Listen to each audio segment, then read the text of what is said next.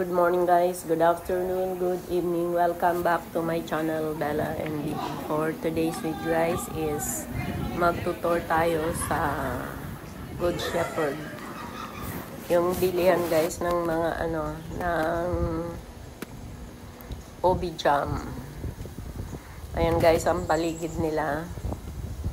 Nagaganda ng mga halaman nila, oh. Yung landscape. Alaga. Kaya ang linis tingnan. Ito yung garahin nila. Ayan. Sa left side. Ayan naman yung paakyat sa right side. Kaya, maluwag din.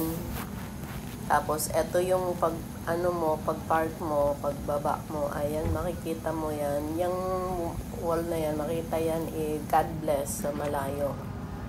Mga halaman siya, guys. Ayan, oh. Tapos, ayan yung building, dyan namimili sa loob.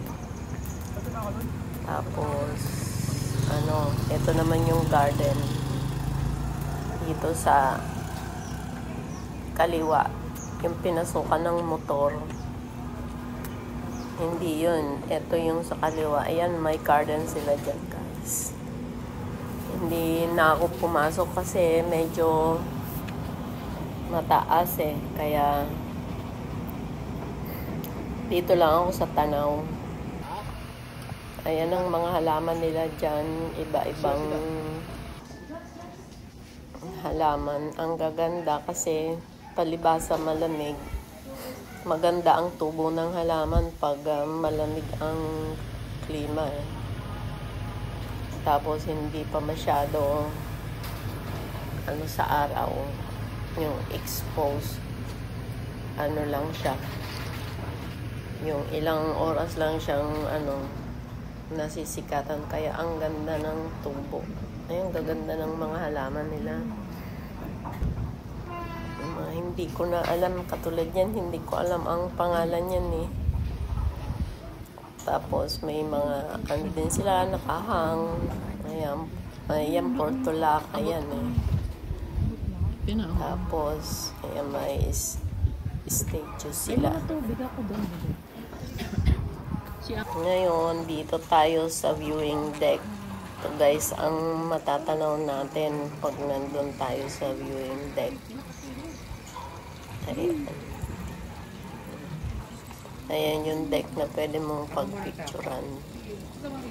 Ang ganda ng view kasi kita mo pa rin yung mga bundok kahit na mataas na lugar na siya. Meron pa rin bundok na nakikita dito sa kabilang side.